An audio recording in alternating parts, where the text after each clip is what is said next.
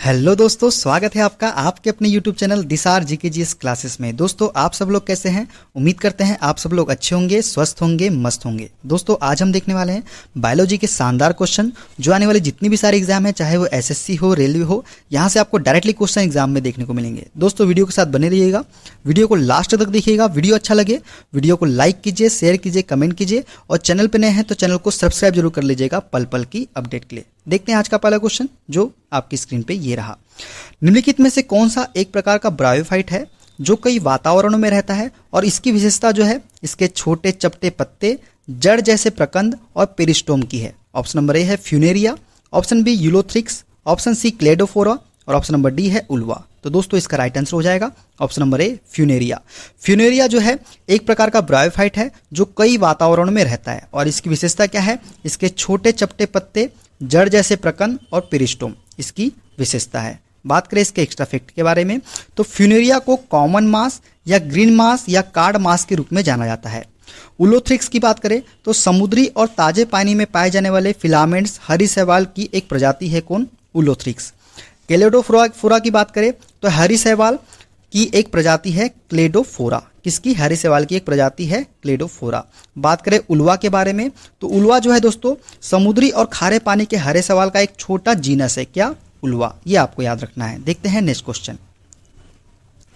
समुद्री भूरे और लाल शैवाल द्वारा बड़ी मात्रा में उत्पादित जल धारण करने वाले यौगिकों को आप क्या कहते हैं? ऑप्शन नंबर है लिपिड, ऑप्शन बी है कार्बोहाइड्रेट, ऑप्शन सी है हाइड्रोकोलोइड्स, ऑप्शन डी है जिलेटिन। तो दोस्तों इसका राइट आंसर हो जाएगा ऑप्शन नंबर सी हाइड्रोकोलोइड्स। समुद्री भूरे और लाल शैवाल द्वारा बड़ी मात्रा में उत्पादित जल धारण करने वाले यौगिकों को आप क्या कहते हैं? हाइड्रोकोलोइड्स कहते हैं। ठीक है दोस्तों, बात करें इसके एक्स्ट्रा फैक्ट के बारे में तो समुद्री भूरे और लाल शैवाल द्वारा बड़ी मात्रा में उत्पादित जल धारण करने वाले यौगिकों को हाइड्रोकोलाइड कहा जाता है। एक लिपिड विभिन्न कार्बनिक यौगिकों में से कोई भी जो पानी में अघुलनशील होता है। लिपिड क्या होता है? विभिन्न कार्बनिक यौगिकों में से कोई भी है जो पानी में क्या होता है? अघुलनशील होता है।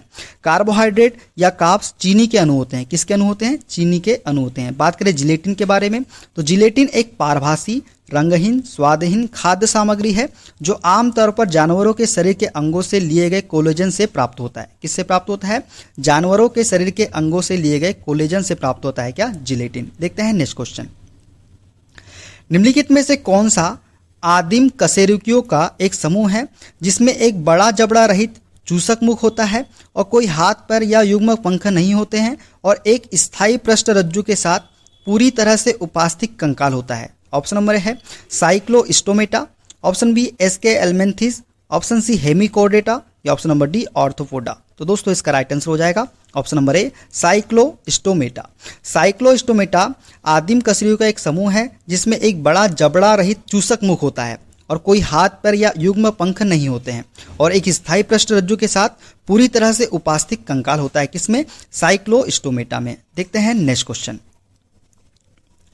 जंतुओं के किस समूह के शरीर की दीवार वर्तुलाकार और अनुदैर्ध्य मांसपेशी तंतुओं दोनों से बनी होती है जो एक नम कोश की क्यूटिकल से घिरी होती है जो एक एपिडर्मल एपिथेलियम द्वारा स्त्रावित होती है? ऑप्शन नंबर है arthropoda, option B annelida, option C platyhelminthes या ऑप्शन नंबर डी सिलेंट्रेटा। तो इसका राइट आंसर हो जाएगा दोस्तों ऑप्शन नंबर बी एनिलिडा।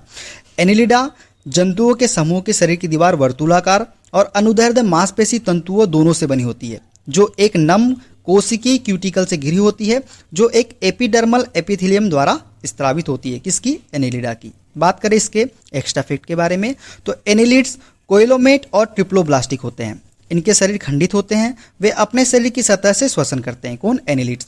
उदाहरण की बात करें तो केचुए, जोक, लुगवर्म, पॉलीकेटिस आदि क्या है? इसके उदाहरण हैं। आर्थ्रोपोडा की बात करें तो झींगा मछली, केकड़े, मकड़ी, घुन, कीड़े, सेंटीपीड और मिलीपेड ये किसके उदाहरण हैं?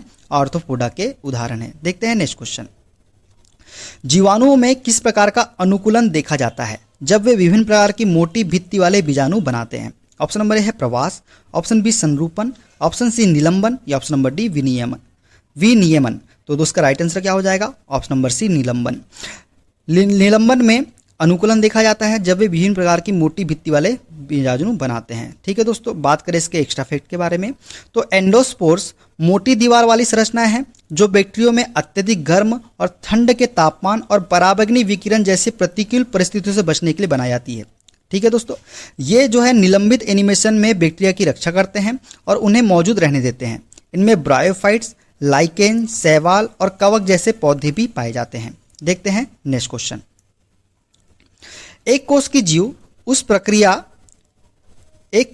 उस प्रक्रिया द्वारा भोजन प्राप्त करता है जिसमें कोशिकाएं बाह्य पदार्थ को कोशिका झिल्ली से परिग्रहित कर अवशोषित कर लेती है।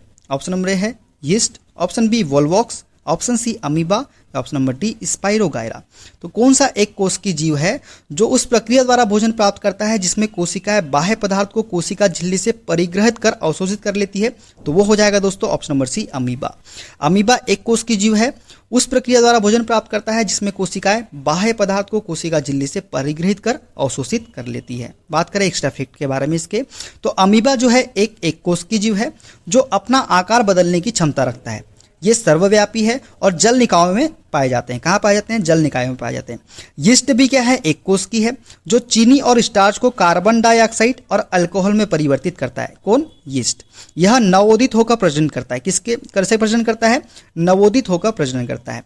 स्पाइरोगारा की बात करें तो ताजे पानी के आवासों जैसे तालाबों, झीलों आदि में मौजूद मुक्त तैरने वाला हरा शैवाल है। कौन? स्पाइरोगायरा। ये आपको याद रखना है। देखते हैं नेक्स्ट क्वेश्चन।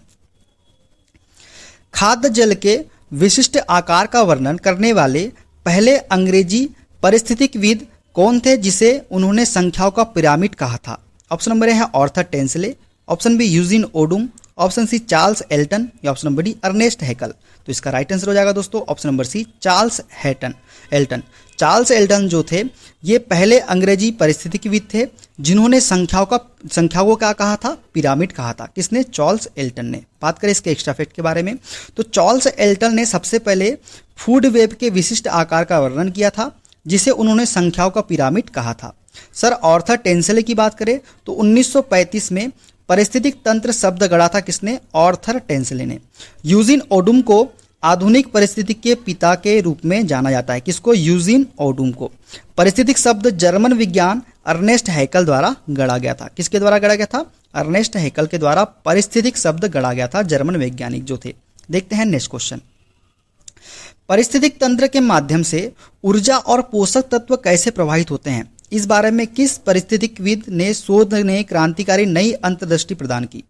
पारिस्थितिक तंत्र के माध्यम से ऊर्जा और पोषक तत्व कैसे प्रवाहित होते हैं, इस बारे में किस पारिस्थितिकीवाद ने बताया था? तो ये इसका राइट आंसर बताइए आपको क्या हो जाएगा। ऑप्शन नंबर ए है Arthur Tansley, option B Ernest Haeckel, option C Charles Elton या option number D Raymond L Lindeman. तो इसका राइट आंसर हो जाएगा option number D Raymond L Lindeman ने बताया था कि पारिस्थितिक तंत्र के माध्यम से ऊर्जा और पोषक तत्व कैसे प्रभावित होते हैं और एक क्रांतिकारी नई अंतर्दृष्टि प्रदान की थी। किसने? रेमंड एंड लिंडमैन ने। बात करें इसके एक्स्ट्रा फैक्ट के बारे में तो रेमंड लॉरेल लिंडमैन एक पारिस्थितिकविद थे जिन्हें स्नातक शोध को पारिस्थितिक के क्षेत्र में एक मौलिक अध्ययन होने का श्रेय दिया जाता है।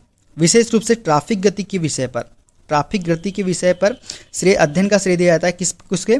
रेमंड लॉरेल लिंडमैन को। अर्नेस्ट हैकल जिन्हें पुनरावर्तन का सिद्धांत दिया था कब? 1866 में। आर्थर टेंसले 1902 में न्यू फाइटोलॉजीज की स्थापना की थी। किसने? आर्थर टेंसले ने। और चार्ल्स एल्टन हमने आपको भी बताया खाद्य श्रृंखलाओं में संख्याओं का पिरामिड किसने बताया था? चार्ल्स एल्टन ने बताया था। देखते हैं नेक्स्ट क्वेश्चन। 1869 में एक नए शब्द ओकोलॉजी का नाम किसने रखा जो जीवों के उनके पर्यावरण के साथ संबंधों के अध्ययन को परिभाषित करता है? ऑप्शन नंबर है Charles Elton, option B Ernest Haeckel, option C Eugene Odum या option number D Arthur Tansley. तो इसका राइट आंसर हो जाएगा option number B Ernest Haeckel. Ernest Haeckel ने एक नए शब्द ओकोलॉजी का नाम रखा जो जीवों के उनके पर्यावरण के साथ संबंधों के अध्ययन को परिभाषित करता है। बात करें इसके एक्स्ट्रा फैक्ट के बारे में तो 1869 में अर्नेस्ट हैकल ने एक नए शब्द ओकोलॉजी का नाम दिया जो जीवों के उनके पर्यावरण के साथ संबंधों के अध्ययन को परिभाषित करता है। यूजिन ओडुम आधुनिक पारिस्थितिकविद के जनक है। चार्ल्स एल्टन जो हमने बताया पिरामिड की अवधारणा के बारे में बताया था। और बात करें इसके आर्थर टेंसले की बात करें तो पारिस्थितिक तंत्र शब्द गढ़ा था किसने? आर्थर टेंसले ने। देखते हैं नेक्स्ट क्वेश्चन। निम्नलिखित में से कौन सा कीड़ों और उनके इंसानों, पर्यावरण और अन्य जीवों से संबंध का अध्ययन है। ऑप्शन नंबर ए है पक्षी विज्ञान, ऑप्शन बी कीट विज्ञान, ऑप्शन सी आचार विज्ञान या ऑप्शन नंबर डी माइकोलॉजी। दोस्तों कौन सा कीड़ों और उनके इंसानों, पर्यावरण और अन्य जीवों से संबंध का अध्ययन है? तो ये है दोस्तों ऑप्शन नंबर बी कीट विज्ञान। कीट विज्ञान जो है कीड़ों और उनके इंसानों, पर्यावरण और अन्य जीवों से संबंध का अध्ययन है। बात करें एक्स्ट्रा फैक्ट के बारे में तो कीट विज्ञान कीड़ों और मनुष्यों, पर्यावरण और अन्य जीवों के साथ उनके संबंधों का अध्ययन है।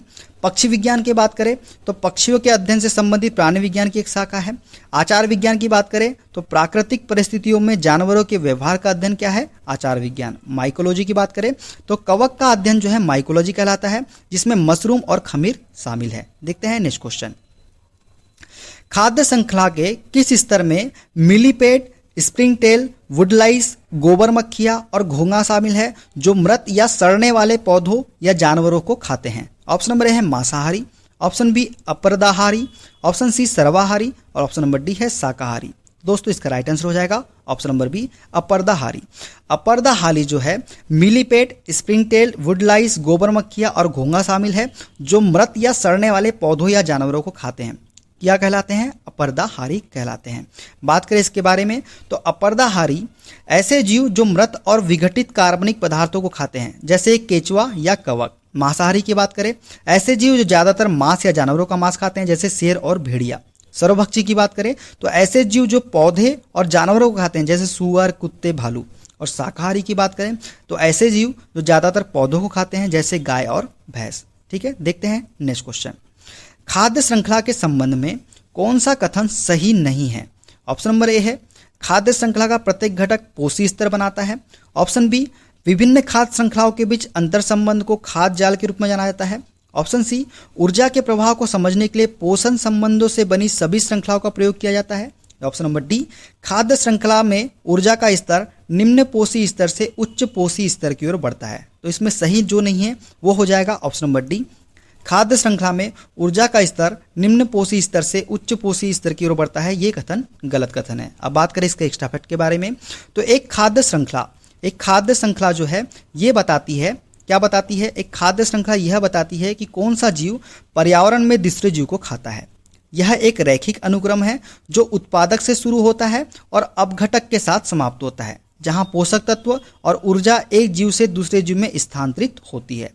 बात करें एक पोषी स्तर के बारे में तो एक पोषी स्तर एक खाद्य श्रृंखला में अनुक्रमिक चरणों को संदर्भित करता है। जैसे जैसे यह पोषी स्तर ऊपर हो जाता है ऊर्जा घटती जाती है। तो दोस्तों ये थे आज के सारे क्वेश्चन। वीडियो कैसा लगा कमेंट बॉक्स में जरूर बताइएगा। वीडियो अच्छा लगे वीडियो को लाइक कीजिए, शेयर कीजिए और चैनल पर नए हैं तो चैनल को सब्सक्राइब जरूर कर लीजिएगा पल पल की अपडेट के लिए। इसकी PDF फाइल के लिए आप हमारे टेलीग्राम चैनल को ज्वाइन कर लीजिए। टेलीग्राम चैनल का लिंक मैंने डिस्क्रिप्शन बॉक्स में आपको दे दिया है। मिलते हैं अगले वीडियो में। अपना ख्याल रखिए। Okay, bye bye, take care.